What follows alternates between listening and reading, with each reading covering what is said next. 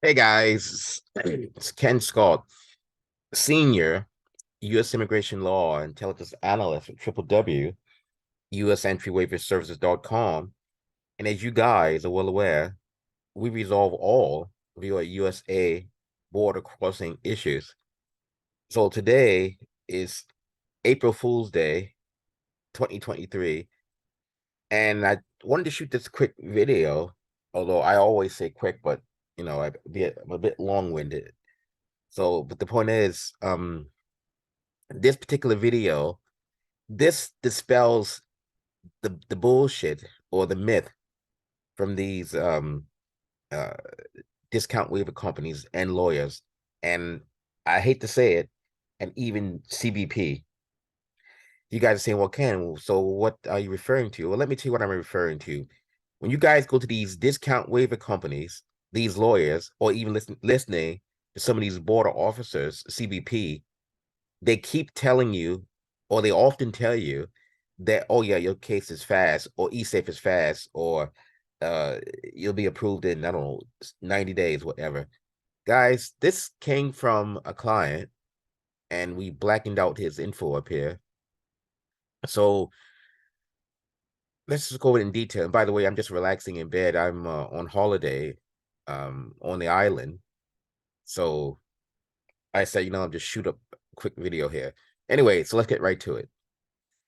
He did a inquiry, and they were asked, he wanted to find out where they were regarding processing his case. Guys, look at this right here. And hopefully you can see, if you're looking on your phone, you can see this. If not, then I will read it to you either way, because this is a laptop. Okay, his name was such and such, such and such, such and such. And I hope I did a good job blackening that out. Your application is on file with the Admissibility Review Office. Again, your application is on file with the Admissibility Review Office. It is currently pending further review due to now, guys, this is the big thing here. Due to the individual circumstances of each waiver application, there is not a set time frame to give as to when an application decision will be completed. Do not reply to this message. Submit all your inquiries to ARO inquiry waiver at cbp.dhs.gov. Thank you. Admissibility Review Office. PII has been removed from this message. And this is March 14th, 2023. Now, guys, it says right here in plain English from the ARO that essentially each case is judged on the individual merits, which means there's not a set time frame to give when an application decision will be completed. So these discount waiver companies are telling you, or guaranteeing you, it's faster, use the eSafe, or say, oh no, you'll get a decision in I don't know, 3 months, whatever.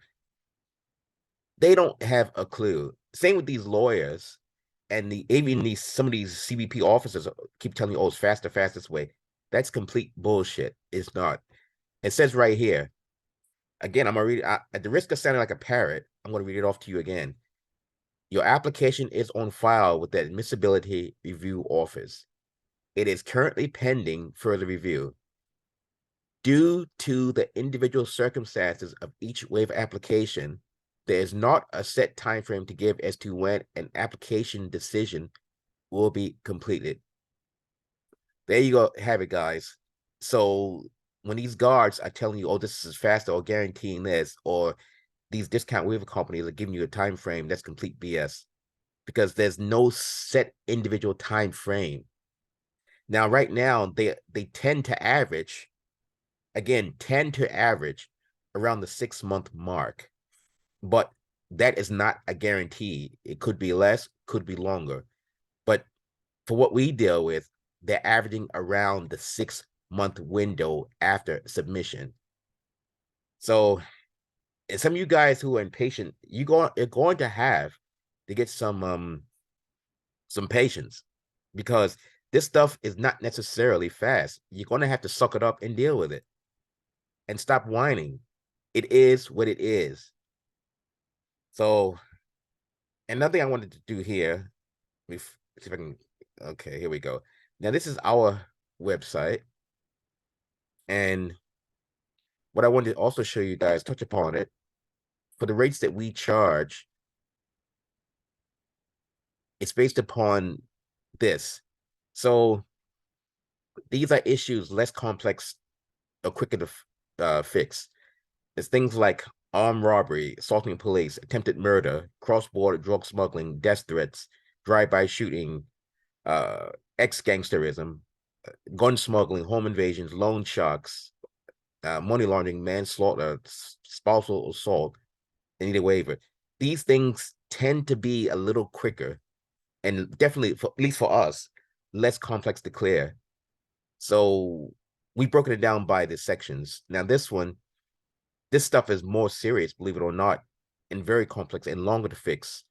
Admitting to drug use to CBP, child molestation, cabotage, interstate, point-to-point truck driving, deportations, 5-year bans, fake names, false statements, overstays, ties and equities, working without a visa.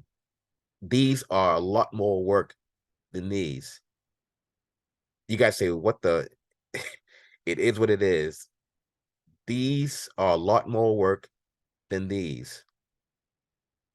This one is for the lifetime clearances that we can get on some cases, September letters. So sometimes, now some of these actually qualify under this category. Some of these, depending upon the circumstances. Just FYI. And then waiver for trafficking. That was already mentioned at the top there, but he basically looks like an ex-trafficker. Uh, if you got your waiver denied by a discount waiver company or a crooked lawyer, we can turn those around. Because guys, we have a 99% success rate because we use the same manuals, techniques that the American government uses. Since I used to work for the system, I used to work for the American government as a federal officer and law enforcement officer. So for us, this is not that hard to figure out. A waiver for admitting to weed smoking to CBP. He looks like a weed smoker. These can be a headache, these cases, because these people have a bad habit of having diarrhea of the mouth, and they dig their hole, very deep. Um, 5-year bans, again, these can be difficult. The 5-year bans, 10-year bans, 20-year bans, lifetime bans. These are the what they call the expedited removals, they call it. This one right here is just alien smuggling, just it is what it is. This is misrepresentation, and this also falls under the complex category. These are a lot of work. And the thing is, there's certain things that have to be done to get these cleared that the discount waiver companies, even lawyers, apparently do not seem to know, which I was a bit stunned to hear that. And so certain things have to be done with these. Um, did you formerly work as a collector, drug dealer, enforcer, cultivator, and need a waiver? And note here we say formerly. So if you left the industry, we can help you. We had a lot of guys in the 90s and 2000s here in the lower mainland that were on, their names are featured on Global and CTV. I won't say the names. We've gotten those guys cleared. Okay, so then overstays, these can be a headache to do, and these have to be done a certain kind of way. The ties and equity to your home country, these are not a waiver, but this is something to be cleared without a waiver. This one is for basically women who are accused of massage work but innocent, which is a 10-year ban. With a special category for them. Actually, I have a soft spot in me for these these women because a lot of them are they're just trying to survive, and too many people, especially guys, try to shame them. And if I ever hear that, I'm the first one to stick up for them because I don't think it's right shaming these women, because it's what they do with their body is their business. This is about rehabilitation. So a lot of these waivers, rehab has to be documented. We have I would just say the CBB criteria they look for regarding this, because and then down here, it's just a limo service we offer to our VIP clientele. So, but enough of that. And then I want to go ahead to the channel quickly. So this one and this one, these are the talk radio shows we do, and we interview people. This one was about he get ripped off by a discount waiver company. They told him it's fast. His stuff took 8 months and he got denied. You guys have probably already heard that one. This one was another guy. He almost got ripped off by a discount waiver company, but his got turned around. You guys can just check out the content. This one, this video here, it talks about pardons, and you can pretty much do your own. And we give that to you guys at no cost. This one is a limo ride we took down to the border, and I made it as well. So oh, yeah, there I am. So mm, this person. Oh yeah, we're talking about the immigration lawyer scams that they pull. These lawyers. Anyway, you got this guy was a real ex trafficker. He's no longer in the industry. So this one right here, I'm not gonna go over all of guys, but this one right here, we talk about the dangers of cell phones at the border, and it is what it is. All right, so I'm gonna go back to this photo here for a second. And in closing, the thing is with us is in the past, when you work for the American government or law enforcement officers and or federal officers, when you're off duty, you tend to go hang out certain places. And we still hang out at the clubs, I'll be honest, the nightclubs. And nightclubs party and all the stuff that goes along with it. But then what happens is these guys over the years and you keep, the relationships going with them, like, chat with them on the phone or texting, whatever, say, what's new here? And they'll tell you about their latest thing, this, that new car, or their latest uh female friend that they've met, so to speak. I don't want to get too X-rated around that.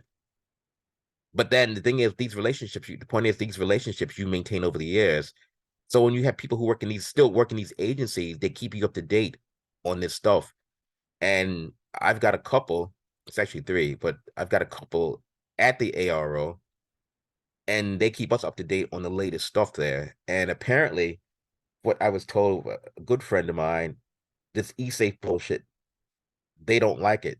Because apparently what's happening is they're looking at all this stuff on the screen and it's hurting their eyes. So people have been taking time off, sick, with eye strain, eye related issues. So it's a stupid thing the American government did because they got more people calling in, and uh, it's a mess. So yeah, that BS, it's not faster. And in fact, it's hurting the eyes of these officers, uh, looking at these applications. So this is too bad. Anyway, guys, so I think that was enough. So again, Ken Scott, Senior, U.S. Immigration Law Intelligence Analyst with Triple W, U.S. Entry Waiver Services.com. I got to figure out how to shut this thing off. And that's, I think I do here. How do I shut this thing off? Oh, okay. It's been a minute since I've done this. Okay, I guess it would be that one. So anyway, but yeah, so it's 888-908-3841 or 604. Let me get rid of this thing up here. 562-8140.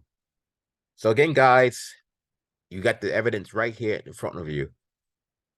There is no guarantee your stuff will be processed fast by CBP, whether it's paper or e-safe. There's no guarantee any of these discount waiver companies, this stuff will be fast because, again, due to the individual circumstances of each waiver application, there's not a set time frame to give as to when an application decision will be completed.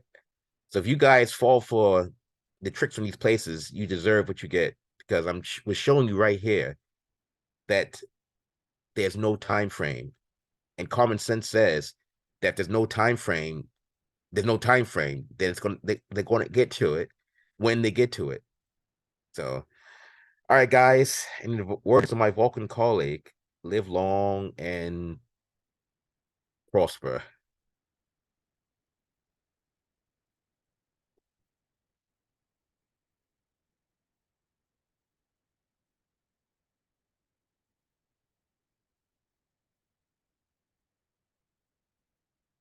Still him. Oh, here we go.